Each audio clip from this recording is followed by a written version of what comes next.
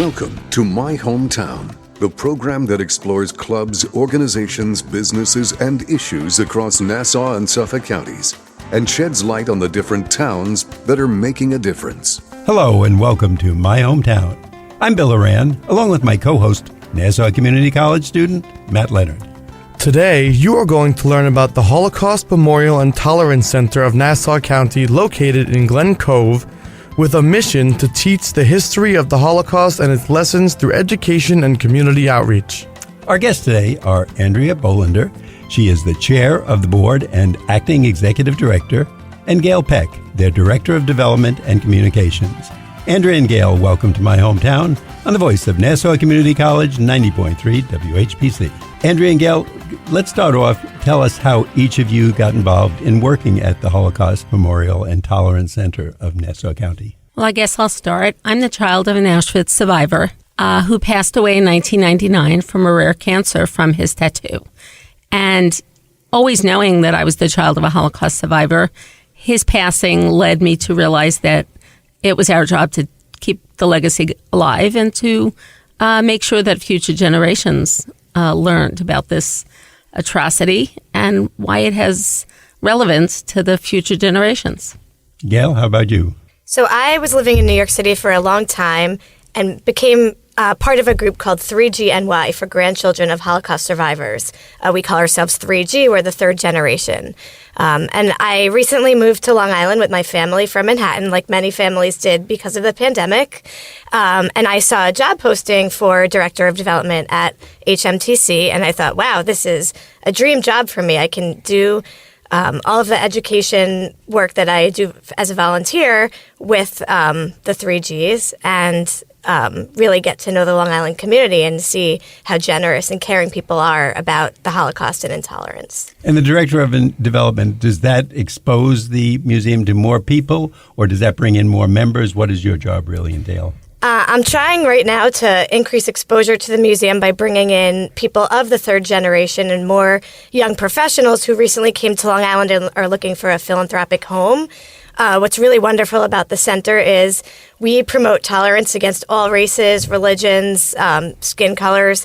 So really, it's a wonderful place to be part of. And I think people that are looking to become part of a warm, friendly environment that really promotes tolerance for everyone is important. Matt?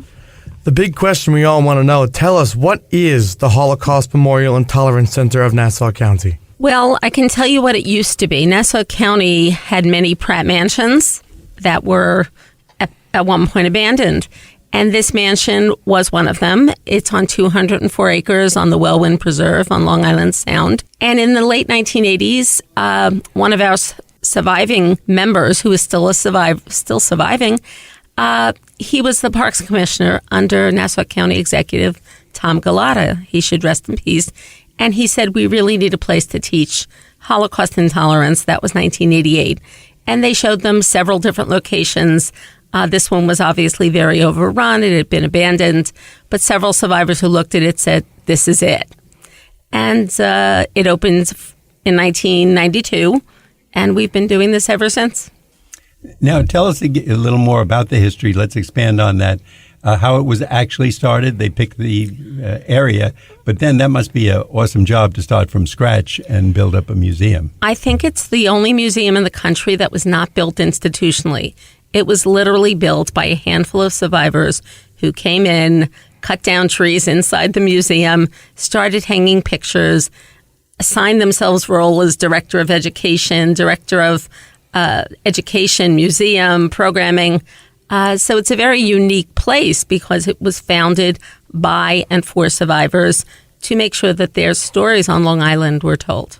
So did I hear you correctly? You said the survivors themselves came in and literally did the work. It wasn't they even hired people. They came in and mowed the grass and chopped it down, dug the holes. They came in. They were recently retired.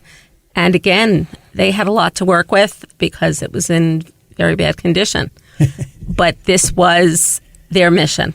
And that's why we are so proud of it, because many of us are their children and grandchildren. And that makes it, of course, even more family sensitive. more interesting? I mean, I don't know at the time if anybody took videos. It would be videos back then, but today you pull out your phone, you can copy take pictures of anything. But seeing the people themselves do this to preserve the memories, that's amazing. We do have a lot of those pictures, and actually we have pictures, footage, original footage of when these first classes came in. It's very powerful.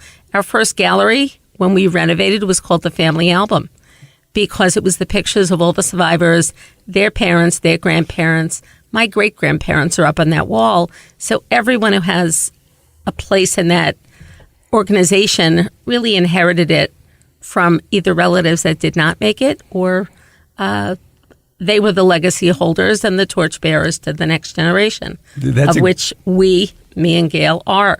I'm a 2G, she's the 3G. That's a great story just in itself. I love that part of it, and hats off to those people.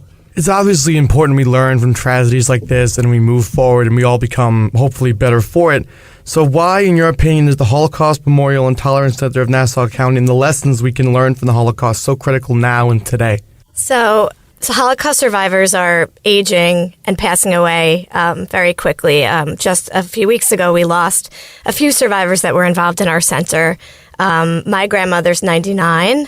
She lives in Florida. Can't wait for her 100th birthday. But, I see the urgency to hear the survivor stories, as many firsthand stories as we can, get our children to hear them, get our friends, get our families. It's a very special thing to meet a Holocaust survivor, and that's not going to be possible for much longer. So there is a real urgency to get people into the center and learn these stories. The other thing is the alarming rates of anti-Semitism and racism and bullying of all cultures, all backgrounds. It's alarming, and we are really trying to educate students to be upstanders, to really try to prevent and nip this in the bud. And a lot of our education programs are focused on upstander education as well. So I'd say the two biggest things are the survivors passing away and the rise in hatred and hate crimes around the country, and especially in our area. I would just think, and this is a personal question to you, does your grandmother beam with pride when you talk about this? Because I would think it would be like the parents saying, my son or daughter is going to law school or medical school or just was made CEO of the hospital or something. Does she beam with pride when... She does. I can see the look on your face. She quells at that and at my two daughters. They're her two great-grandchildren, her pride and joy. But knowing that she went through this and that you're doing this, it's like a living history, let's put it that way, and fantastic activity. Can you tell us, I'm sure there's many survivor stories that you're aware of and that you hear from the people. Can you tell us some of them to give our audience even more meaning, and tell us also why they're so important to this entity?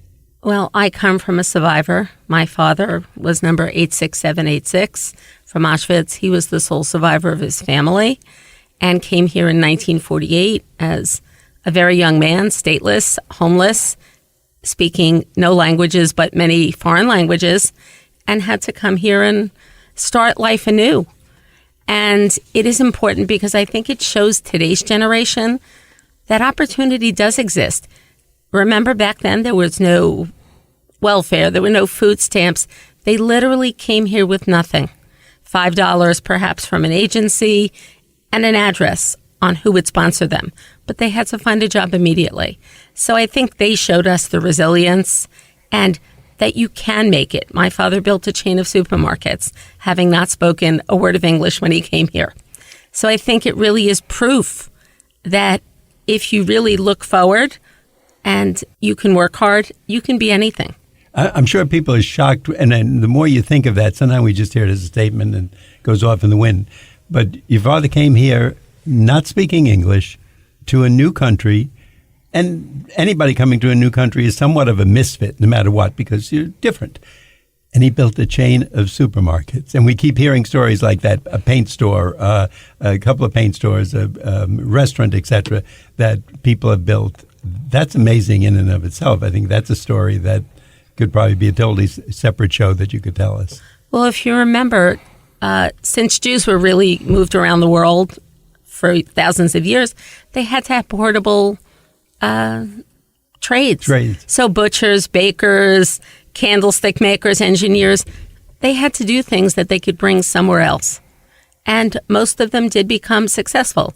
I would say there are many that live in poverty, but many of them are now suffering from the PTSD later in life. But many of them did become extremely successful and own businesses that you certainly know the names of. Those stories I think that would make an amazing book or video or movie or whatever. It's just that I can't imagine going to another country and barely survive. If I've survived, I would think that would be great. But much less starting a business, having language barriers, not knowing just cultural acceptances and no-nos, so to speak. And yet these people came over here, started these businesses, and flourished. And many of them are still going today, and very proudly, and actually growing and still doing better. So, absolutely. Amazing. I think something that was very profound that someone once told me, there were two types of Holocaust survivors, the living ones and the dead ones. And that confused me. And they explained that the living ones were able to look forward and the dead ones looked in the past and they couldn't get past. And there were many suicides after the Holocaust, but the ones that were able to look forward looked so forward that they never spoke. And they wound up speaking to people like a grandchild who were the repository of many of the stories. My bedtime stories were certainly not the same as yours. But women like Gayle, they got the best of their parents and grandparents because they were already comfortable that they had reproduced and they had brought new generations to this world.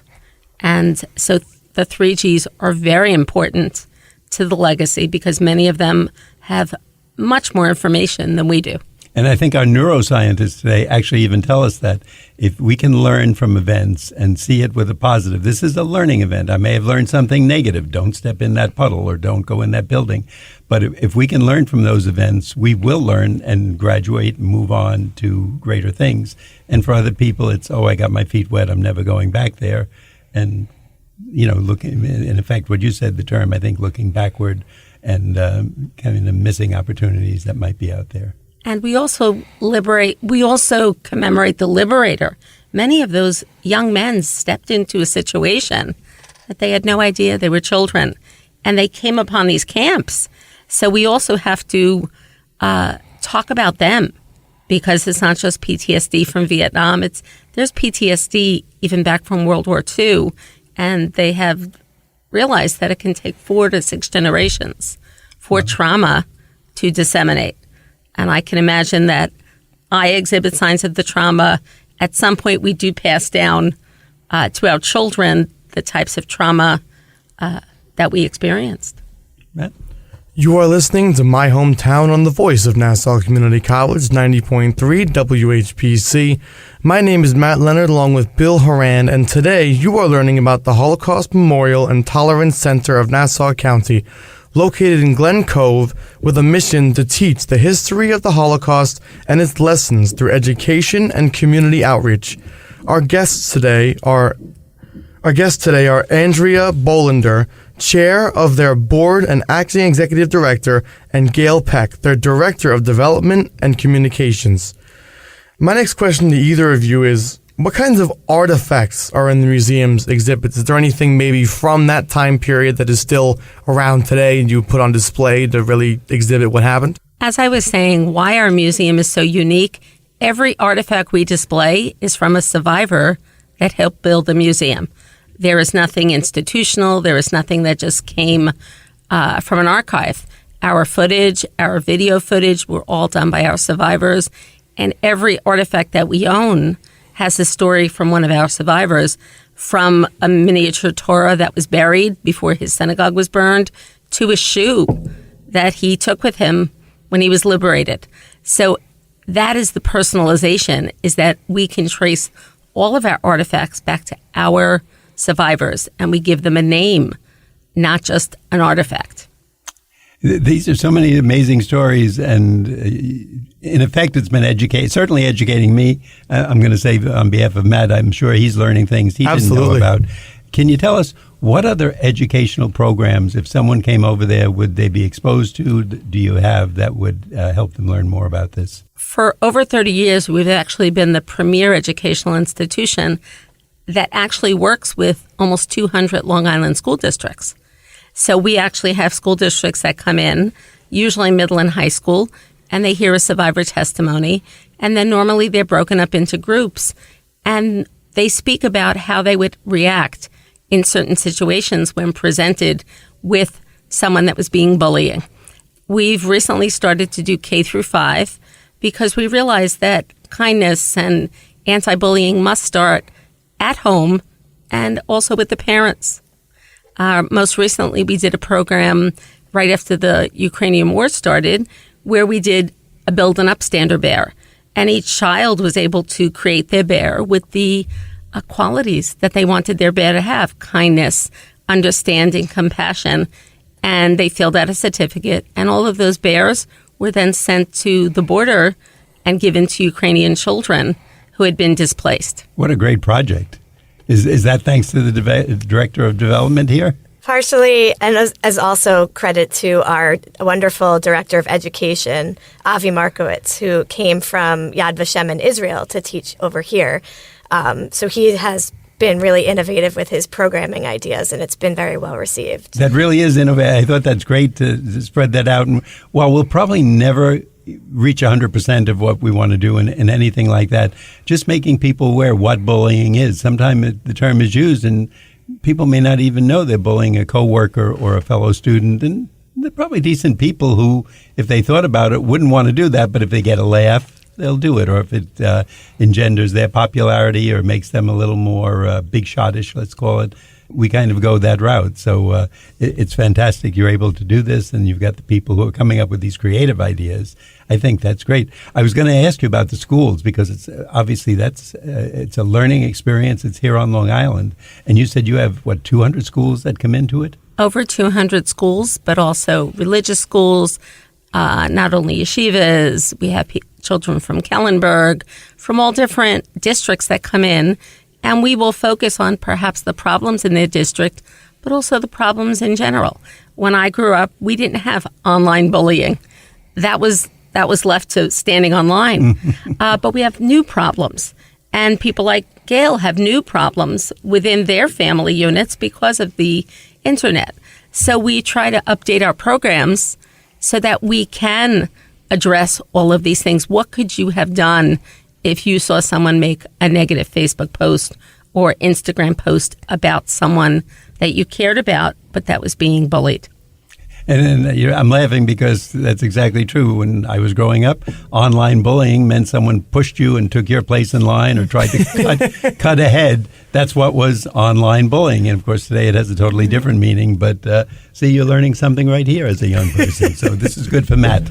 I also want to add on the education side, beyond all of the student education, we work with the Nassau and Suffolk police academies, educating police cadets with our Law Enforcement and Society program, really having these cadets examine their role of, the morality and is following the law necessarily the right thing to do. You see examples in the Holocaust how following the law meant killing Jews. So it really teaches them about the Holocaust. Many of them didn't know about it before. And it's really important. And in addition, we also educate nurses, nursing students, because unfortunately, nurses played a role in the killing during the Holocaust, during some of the medical experiments. And, this also teaches nurses today how to really think critically and learn about the past. And these are things I would have never thought of. I mean, I think you're doing a great job. And very interestingly, different professions that are brought in, which do have their authoritative positions, important, and do control our society. Certainly nurses, we rely on them for obviously treatment, whether something is good to be put into us, what do they call it, a drip, Novocaine or something sedative type. I'm not astute at the medical words, but it's great that they're willing to come in too and learn from this because it's educating all of us, so it's fantastic. One of the things that's very common that people don't realize that the psychiatrists had a very big role in the Holocaust, because the beginning of the Holocaust, some of the Nuremberg laws had to do with a program called the T4 program, which was basically a euthanasia program of those that were mentally challenged, that were in institutions. And they would give them a reason to euthanize these people, saying that they weren't perfect. And this was prior to World War II. And these were doctors who took the Hippocratic Oath and said, first, do no harm. And these were the first people that actually took this into their hands as medical professionals to kill people that were less than what they considered perfect. Wow. That's a frightening thought. Yes, no, it definitely is. You are listening to My Hometown on the voice of Nassau Community College, 90.3 WHPC. My name is Matt Leonard along with Bill Horan, and today you are learning about the Holocaust Memorial and Tolerance Center of Nassau County, located in Glen Cove, with a mission to teach the history of the Holocaust and its lessons through education and community outreach.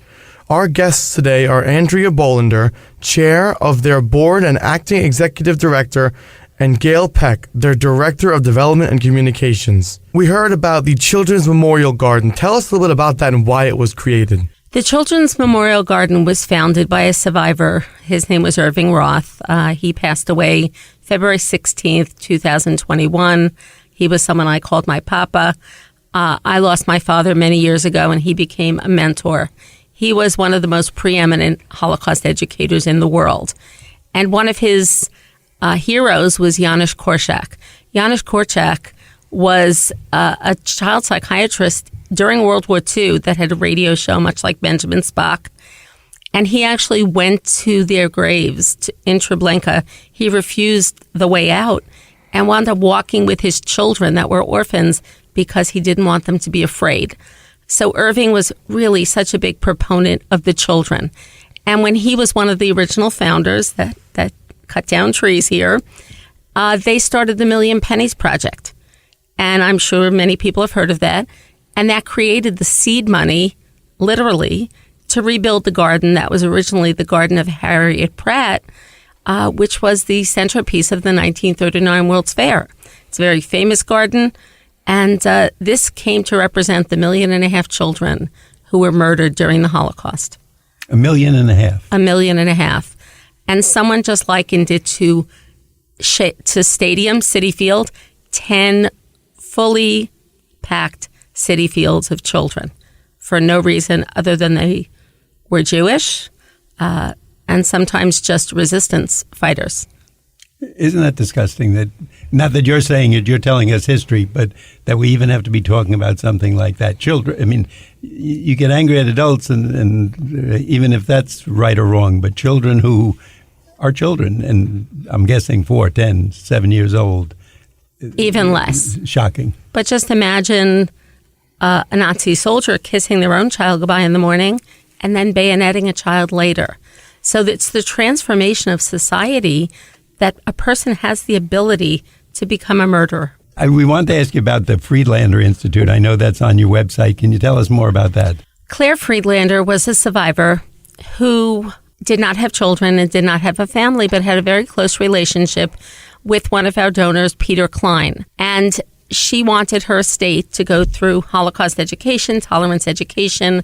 And Peter Klein came into our center and said, there needs to be a place. Claire would like there to be a place. And in the years since Claire's death, Peter has invested so much time, care, monies to make sure that we have the world-class institution that we do in order to teach the history, the lessons, and the future lessons that the Holocaust must show. Are there other institutes like this across the country or in other countries? I have been probably at every Holocaust museum in every location I've ever been. I don't remember ever seeing a museum that was actually built by survivors. There are museums across the world that are built by governments. USHMM, the Dallas Museum, that are funded by the government, even the one in New York City. I haven't been to one that was actually built by survivors and actually dedicated to their neighborhood. So this is the history of the Long Island survivor. Many of them settled here. They came to Ellis Island. They lived in the Lower East Side, and as they became successful, Queens, and then Long Island. And so Long Island does have a huge repository of survivors. And we want to honor that, and we want our children and grandchildren to learn from that. And now great-grandchildren. And great-grandchildren. What are ways to support and become involved with the Holocaust Memorial and Tolerance Center of Nassau County? The first thing I'll say is donate. We do need as much support as we can get to continue our education programs. We have many volunteer opportunities. We have a docent program, a very thorough training program, which teaches, often it attracts educators to learn how to give tours of the museum and really learn all about this very special place. There's a place for grandchildren of Holocaust survivors at HMTC, as well as young professionals, the next generation. We really want to bring in this generation to learn about the museum, and it's ultimately in our hands for the future. We also, going back to the Children's Garden, we have a brick campaign going on where you can be a physical part of our space in our garden. You can make a donation for a brick. Our website is hmtcli.org. You can go on and see it there. So there's donating, there's volunteering, there's attending events, there's joining specific groups for 2Gs or 3Gs. Come and take a tour, see it for yourself. The possibilities are endless. Before we wrap up, I know there's a lot of opportunities for teachers. This is a good opportunity for you to tell us what they might be and alert some teachers out there. How can the teachers get their classes involved? Okay, this year for the first year, because we do have our Director of Education from Yad Vashem, we have 12 different courses that are approved by New York State for teachers of middle school and high school, where they will get professional development credits.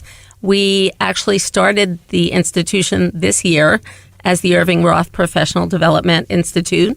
It was funded by the Claims Conference, which is the Claims Conference on Material Claims Against Germany, and it did give teachers 12 credits, which of course we know that teachers require for continuing education. We have also written 3 new college courses that will be presented through Stony Brook that have a focus on the Holocaust, but are through the School of Applied Engineering. So I'll give you an example of one of them is called Engineering Genocide, a Case of the Holocaust. So you will get a Stony Brook transcript and you will pay Stony Brook prices, but we will be teaching that class. So we're really trying to go from K through graduate school. Sounds like you're doing a great job. We want to let our audience know that if you didn't hear it before, you've been listening to our guest, Andrea Bolender. She is the chairman of the board and the acting executive director, and Gayle Peck, the director of development and communications at the Holocaust Memorial and Tolerance Center of Nassau County. Ladies, thank you so much for being with us today. Thank you for having us, and I hope you'll have us back again for some more information. It's definitely been a learning experience for both of us, so thank you so much. Thank you. I'm Bill Horan. I'm here with Matt Leonard. We thank you for listening to this week's special edition of My Hometown. We like to get your feedback on My Hometown. Send your comments to whpc@ncc.edu. Nassau Community College, where success starts and continues. Till next time, this is Bill St. James. And remember, there's no town like your hometown.